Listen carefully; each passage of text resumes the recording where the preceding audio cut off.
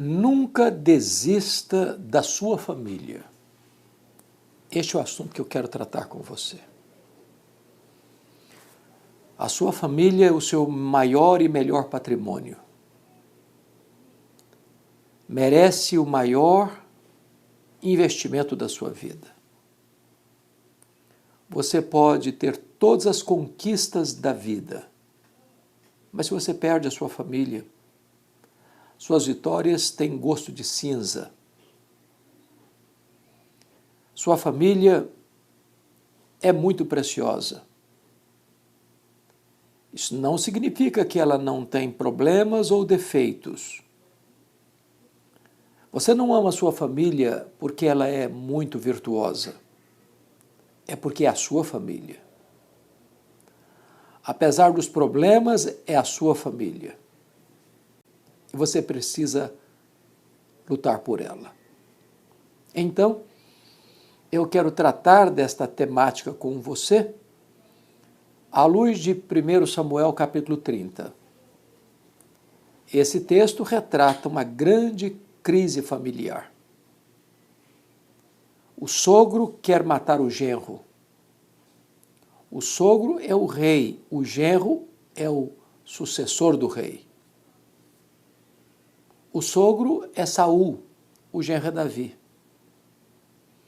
O sogro está louco. O genro é o homem segundo o coração de Deus. Saul perdeu o equilíbrio emocional quando percebeu que na música popular cantada pelas mulheres de Israel, Saul matou os seus milhares, Davi matou os seus 10 milhares. Isso desarticulou a saúde emocional de Saul. E ele, tomado por ciúmes e ódio, persegue o seu genro cerca de 10 anos, ininterruptamente. E Davi, para escapar da morte, do cerco dos soldados de Saul, precisa fugir para os desertos, para as cavernas, para os antros da terra, dormindo ao relento, vivendo sobressaltado. E agora, sem poder mais fugir no território de Israel, porque para todo lado que ele vai, há um levante contra ele, busca asilo político no território do próprio inimigo, em território filisteu, passando a imagem de que ele estava virando a casaca, mudando de lado, se unindo aos filisteus para lutar contra Saul. Nesse tempo, Davi usa uma máscara, vive uma mentira, vive um engodo. Ele passa a imagem para o rei Aquis, rei filisteu, de que ele está do lado dos filisteus, guerreando as guerras dos filisteus, mas na verdade ele está lutando as suas próprias guerras. Quando então ele é convocado pelo rei filisteu para ir à frente do exército filisteu, para guerrear contra Israel, e Davi está numa sinuca de bico, num beco sem saída. Porque se ele não vai com o exército filisteu, a máscara vai cair. Se ele vai à frente do exército filisteu, ele é um traidor da pátria. Quis a providência divina, entretanto, que os príncipes filisteus, não confiando em Davi, na contramão da vontade do rei Aquis, exigem que o rei dispense Davi, entendendo que Davi é israelita e guerreiro. E no aceso da batalha poderia voltar-se contra eles. Quando Davi então é dispensado, retorna à sua cidade, quartel-general, onde morava seus 600 homens e respectivas famílias. descobrem que a cidade de Ziclag tinha sido atacada pelos terroristas do deserto, os amalequitas, que haviam saqueado a cidade, que haviam ferido a cidade e queimado a cidade, e levado os rebanhos, as mulheres, os filhos e as filhas, deixando um grande rastro de destruição para trás. Quando Davi vê essa cena, desatou a chorar. Seus homens também. E diz o texto que os seus aliados, agora revoltados por causa de seus filhos e de suas filhas, resolvem apedrejar Davi. Davi, muito angustiado, vendo seus aliados se voltarem contra ele, reanimou-se no Senhor seu Deus, pôs a buscar-se ao Senhor em oração e fez um pedido para Deus: perseguirei eu o bando? Alcançá-lo-ei? E Deus respondeu para Davi: persegue o inimigo, Davi, porque tudo quanto ele tomou de você, você vai trazer de volta. Davi entrou na peleja, seus homens se uniram com ele novamente. 200 ficaram para trás porque estavam muito cansados. Mas Davi, com a promessa da vitória, entra na peleja, consegue uma consagradora vitória contra os amalequitas e tomou tudo de volta: os rebanhos, os filhos, as filhas, as mulheres, as coisas grandes, as coisas pequenas. Tudo Davi tornou a trazer. Este episódio enseja-nos duas grandes lições, porque este é um retrato da batalha que a família vive, dos inimigos que conspiram contra a família, inimigos visíveis e invisíveis. Como é esse ataque? Com que fúria o inimigo ataca a família? E eu chamo a sua atenção para alguns pontos. Primeiro, esse ataque do inimigo é implacável. O verso 1 diz que eles tinham dado com ímpeto contra o sul Ziclag. Esta é uma ideia de um ataque fulminante, avassalador. O inimigo não veio para brincar. Ele veio para roubar, matar e destruir. E há muitas pessoas que são vítimas desse ataque fatal, mortífero. Quantas pessoas que estão completamente arruinadas, emocionalmente, psicologicamente, espiritualmente, até fisicamente, em virtude desse ataque frontal. Ele vem para ferir mesmo. Ele é implacável mesmo. Ele é assassino, ele é ladrão, ele é mentiroso. Ele é o destruidor. Ele é o leão que ruge. Ele é o grande dragão vermelho. Ele é a serpente. Ele é maligno. Ele é diabo, ele é Satanás. Ele não dorme, ele não tira férias. Ele vive espreitando a nossa família para nos atacar. Mas, em segundo lugar, o texto diz que eles feriram a cidade. É claro que você queima estruturas físicas e você fere pessoas. E há muitas pessoas feridas hoje. Feridas na alma, nas emoções, nos sentimentos. Feridos emocionalmente, espiritualmente, fisicamente. Pessoas que sofreram abuso na infância. Pessoas que foram esmagadas, achatadas emocionalmente pelos pais, ou por um cônjuge, ou por um patrão, por um professor. Pessoas que foram abusadas e nunca resolveram esse problema no coração, que carregam esse fardo pesado. E aqui as famílias dos homens que acompanhavam Davi são assim feridas, desonradas, humilhadas, completamente desrespeitadas, arrancadas de onde estavam, sem poder se defender.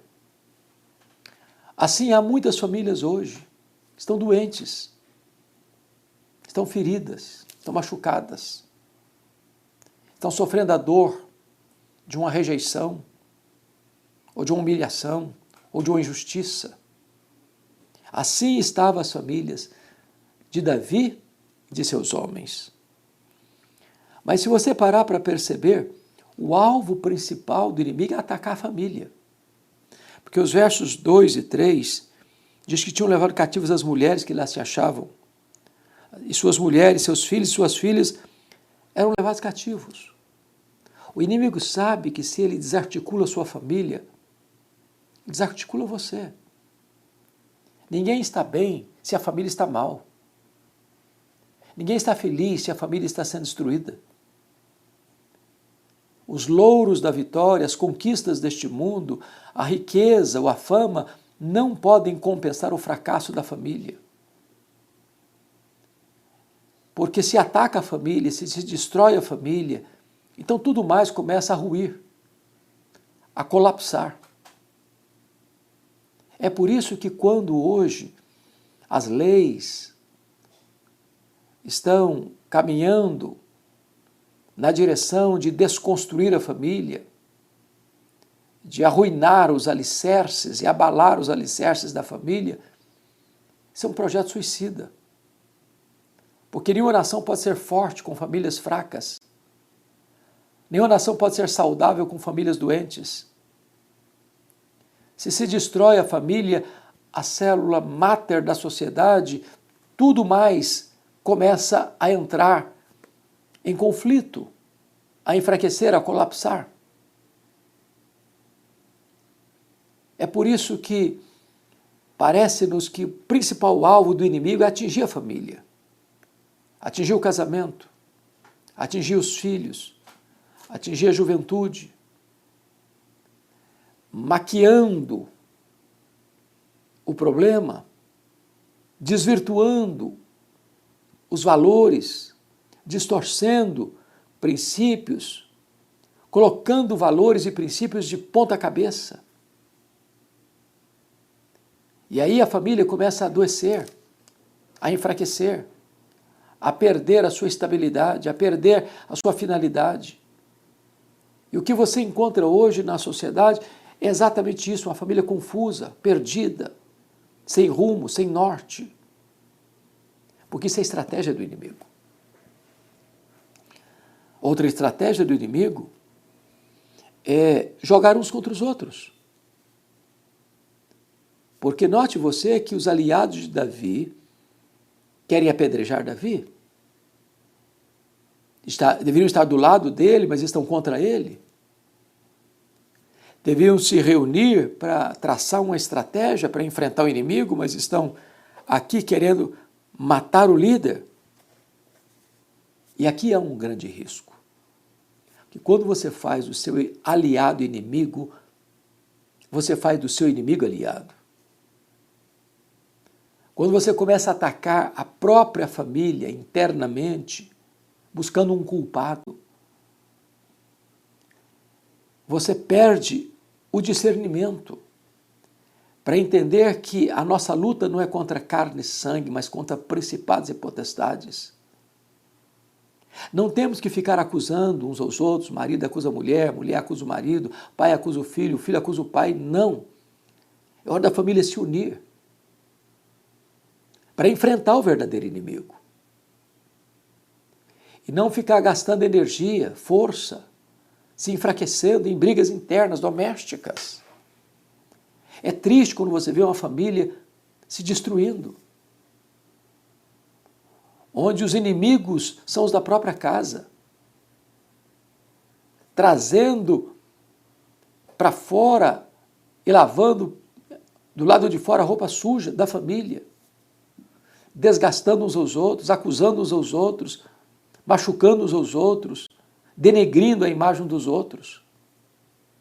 Isso é a estratégia do inimigo.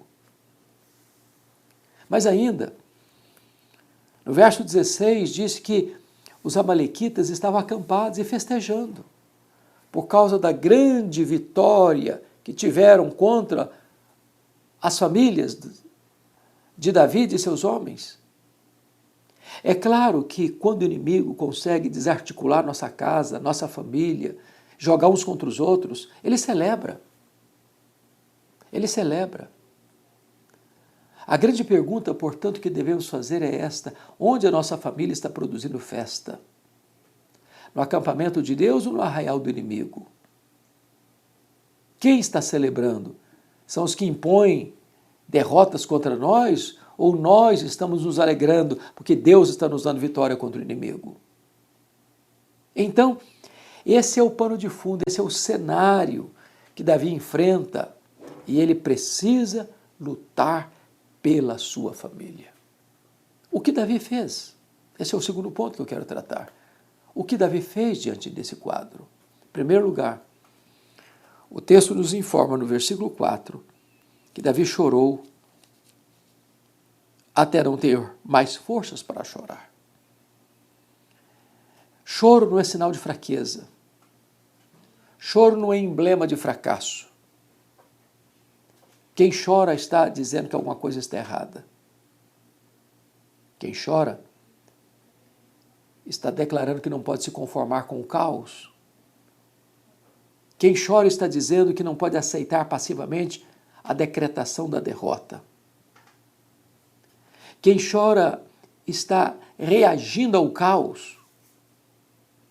Davi chora, não escondido num quarto fechado, não debaixo das sombras no anonimato. Ele chora em público, para todo mundo ver.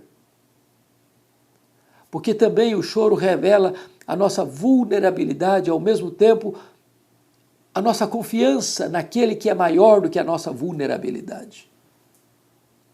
E eu pergunto, qual foi a última vez que você chorou pela sua família? Qual foi a última vez que você chorou ao ver seu casamento sendo destruído? Qual foi a última vez que você chorou pelos seus filhos porque eles entraram por um atalho perigoso da vida? Nossa geração está chorando diante dos melodramas de séries de Netflix, mas não tem chorado diante dos dramas reais da vida. É preciso chorar.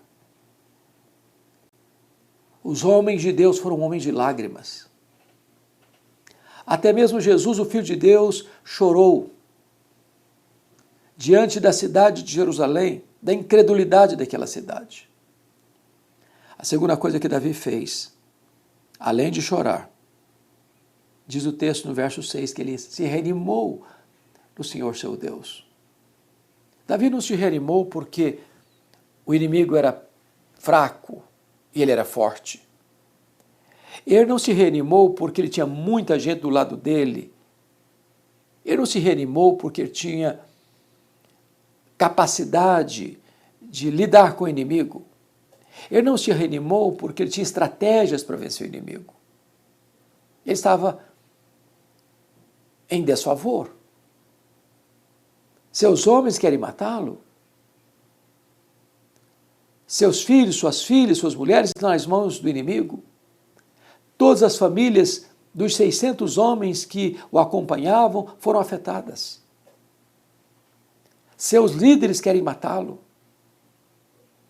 Mas a despeito das circunstâncias tão adversas, Davi se reanimou no Senhor seu Deus.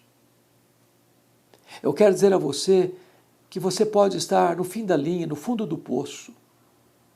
Você pode olhar para a sua família e não ver qualquer perspectiva de solução. Talvez você tentada a jogar a toalha, a desistir. Mas eu quero encorajar você, reanime-se no Senhor seu Deus. Porque quando você coloca a sua causa nas mãos de Deus, não há causa perdida para Deus. Não há problema insolúvel para Deus. Não há vida irrecuperável para Deus. Não há doença incurável para Deus. Ele pode tudo quanto Ele quer. Mas em terceiro lugar, Davi não só chorou e se reanimou, ele orou também. porque a reação dele não é carnal. Davi não reage com bravatas, ele reage para se colocar de joelhos diante de Deus, para buscar a presença de Deus, para buscar os recursos ilimitados de Deus. E a oração dele é objetiva, apenas uma pergunta. Aliás, duas perguntas. Perseguirei eu o bando? Alcançá-lo-ei? Trocando em miúdos, ele está dizendo assim, Deus, eu estou levando de goleada do inimigo e eu vou aceitar passivamente a decretação da derrota ou eu vou reagir? E quando você ora, Deus responde. E Deus disse, reage, Davi. Porque tudo que o inimigo tomou de você, você vai trazer de volta. Não deixe nada nas mãos do inimigo. Davi foi, Davi lutou, Davi venceu. Davi tomou de volta as coisas grandes, as coisas pequenas, os rebanhos, os filhos, as filhas, as mulheres. Tudo Davi tornou a trazer. Eu quero encorajar você a não deixar nada nas mãos do inimigo. Seu casamento, seus filhos, seus pais, seus irmãos. Não entregue de bandeja a sua família para o inimigo. Não ensarilhe as armas. Não jogue a toalha. Não retroceda. Não aceite passivamente a decretação da derrota. Deus pode fazer um milagre na sua casa, na sua família. Você não gerou filhos para serem escravos do inimigo, você gerou filhos para a glória de Deus. Não abra mão de seus filhos, até ver os libertos, curados, transformados, salvos pela graça de Deus. Não se conforme em ver o seu marido, a sua mulher nas mãos do inimigo. Tome de volta aquilo que Deus lhe deu. Restabeleça aquilo que Deus deu para você dentro da sua casa. O que o inimigo levou? Talvez a sua paz, talvez o diálogo em casa, talvez o carinho, o afeto, o respeito uns pelos outros, talvez a leitura da Bíblia, talvez a oração, talvez a comunhão com Deus e uns com os outros. Tome de volta aquilo que Deus lhe deu. Não deixe nada nas mãos do inimigo. Deus reverteu a situação. Os inimigos foram derrotados. O povo de Deus saiu vitorioso. A glória de Deus se manifestou. A bênção de Deus surgiu. Onde tinha choro, agora tem alegria. Onde tinha derrota, agora tem vitória. Onde tinha prejuízo, agora tem lucro. Onde tinha fracasso, agora tem triunfo. Onde não havia esperança, agora a alegria e a esperança sorri para eles. Eu quero encorajar você, em nome de Jesus, a lutar pela sua família, a nunca desistir de sua família. Deus abençoe sua vida.